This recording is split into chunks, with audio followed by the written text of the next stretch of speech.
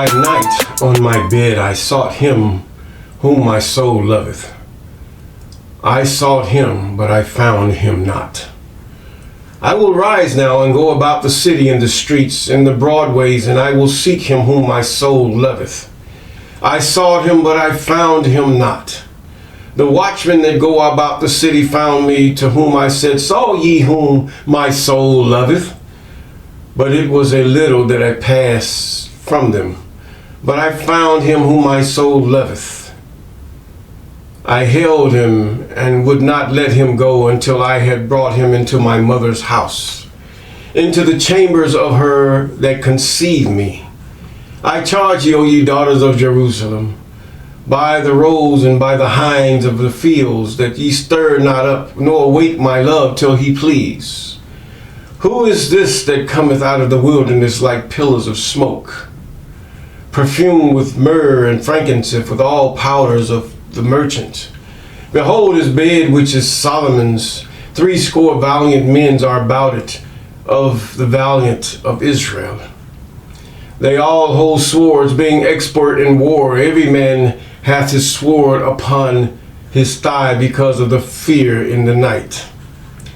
King Solomon made himself a chariot of the wooden of Lebanon. He made the pillars thereof of silver, the bottom thereof of gold, the covering of it of purple, the midst thereof being paved with love for the daughters of Jerusalem. Go forth, O ye daughters of Zion.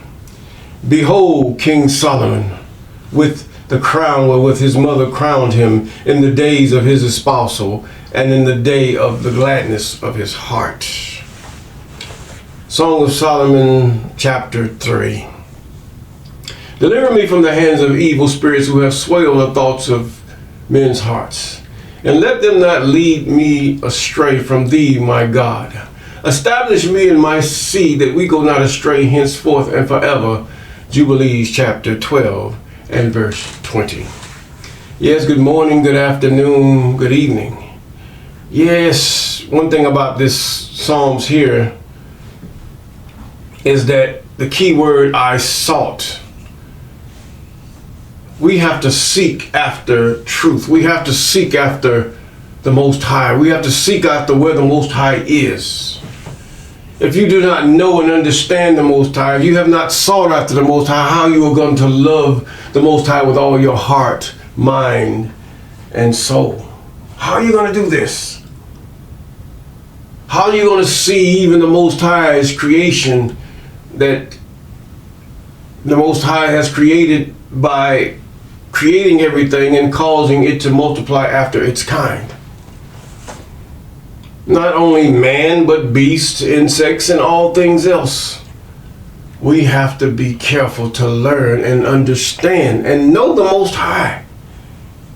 There are many books out there. Some are furious, or should I say near furious, if you want to put it that way. And then some are truth. But the basic thing is the law, statutes, commandments, and ordinances. God is not going to go against the law that God had put forth for the children of Israel.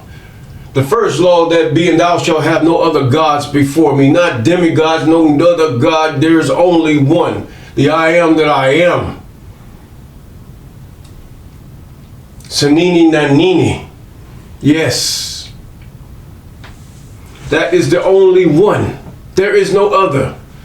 All of it have come about by some way or another, but we must be persuaded that the law is steadfast and forever and unchangeable. Once we get that into our minds, then we begin to seek after by the standard of the law.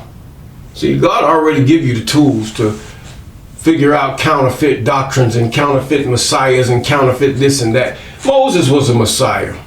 Moses was one that they went after. Moses was one that they had prophesied about. If you read in the book of Jasher, yes.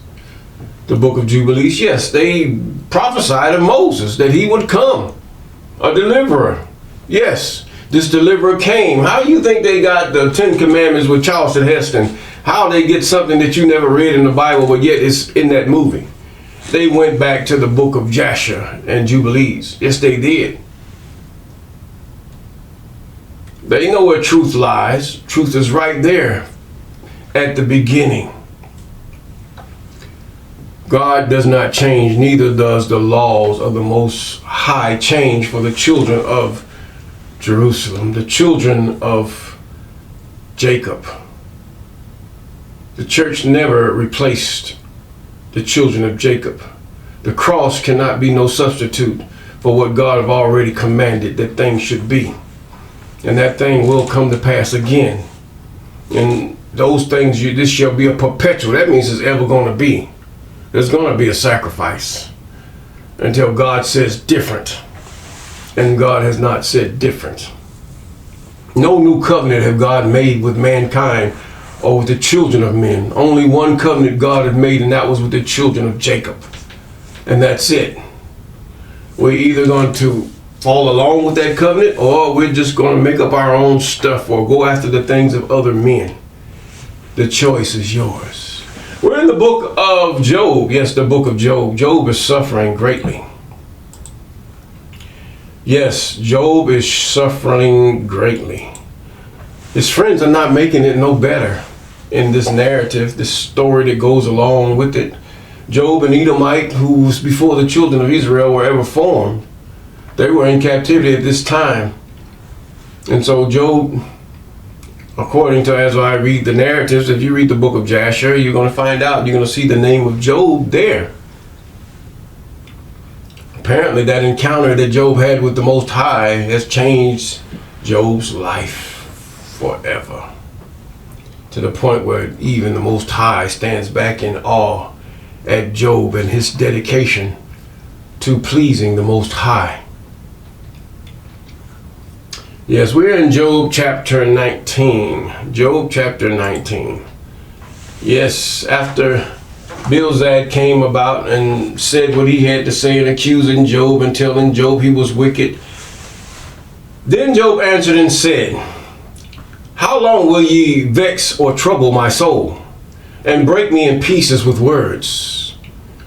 Sometimes people can do that to you when you were broke, when you lost everything that you had.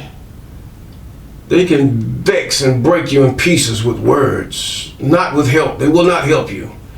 "These 10 times have ye reproached me. Ye are not ashamed that ye make yourselves strange to me. You're supposed to be my friends," they say, "but you're strange. And be it indeed that I have erred, my error remaineth with myself." In other words, I have erred. Something I did, it remaineth with me. "If ye indeed will magnify yourselves against me and plead against me my reproach, know now that God hath overthrown me and hath compassed me with his net." Job not knowing what is going on in the realm of the Most High. "He has fenced up my way that I cannot pass, and he has set darkness in my path. He has stripped me of my glory and taken the crown from mine head." In other words, I'm cast out, I'm cast away. I have no hope. I don't see any hope ahead of me. Where is it? "He hath destroyed me on every side, and I am gone, and my hope hath he removed like a tree." Yes, he hath also kindled his wrath against me, and counteth me unto him as one of his enemies.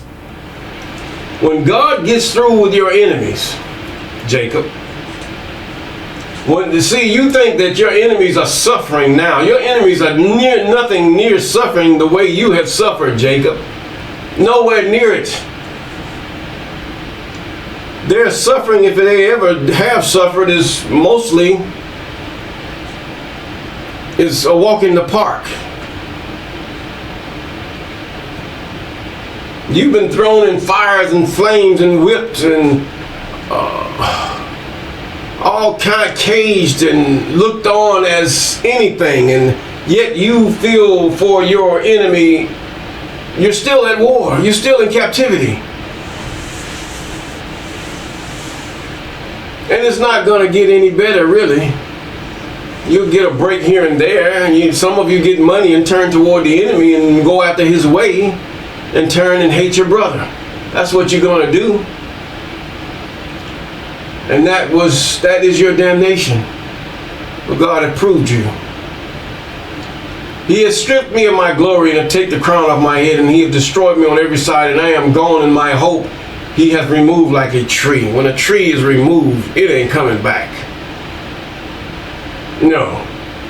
He hath kindled his wrath against me, and counteth me unto him as one of his enemies. Oh, Job don't know if he was an enemy of the Most High, that it would be very much devastating.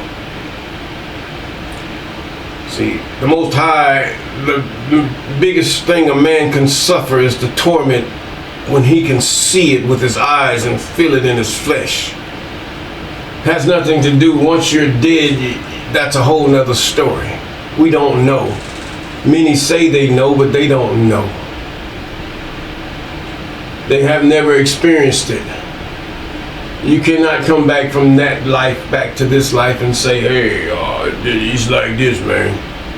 No, you have to take the writings at what they say.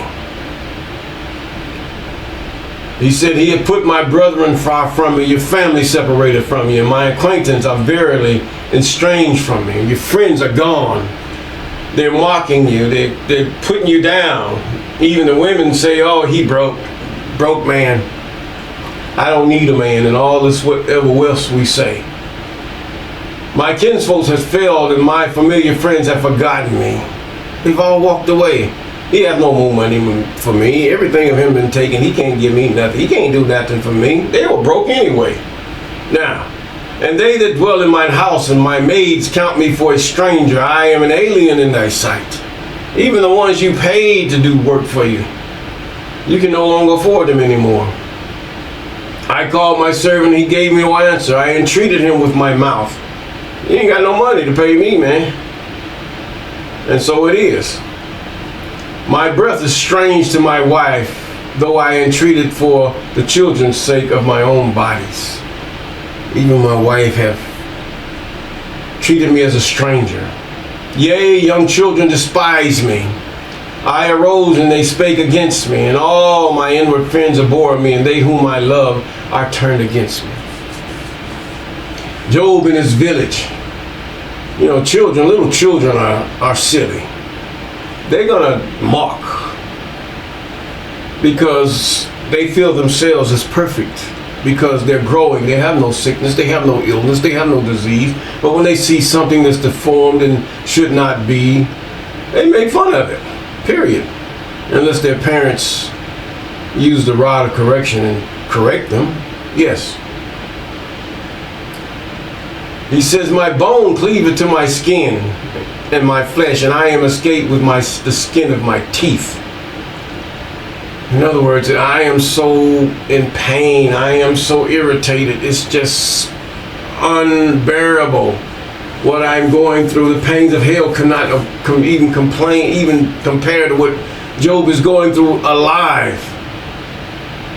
Have pity upon me, have pity upon me, O ye my friends, for the hand of God hath touched me.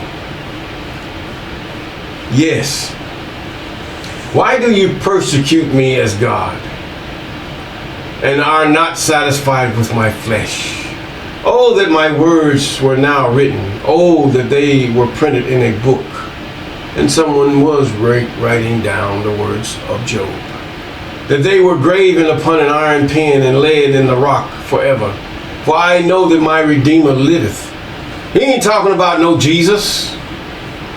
Who redeems man from death? Who redeems man from sickness and disease? Is it not the Most High, the I am that I am?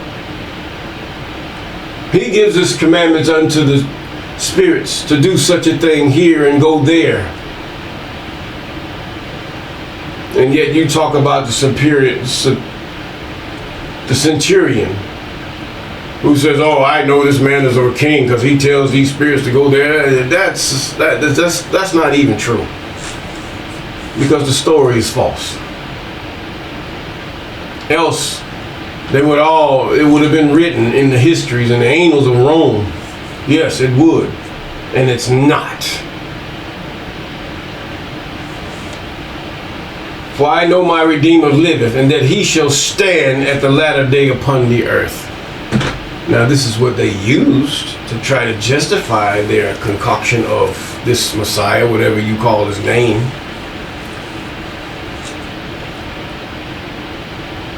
He says in verse 27, whom shall I see for myself, and mine eyes shall behold, and not another, though my reins be consumed within me.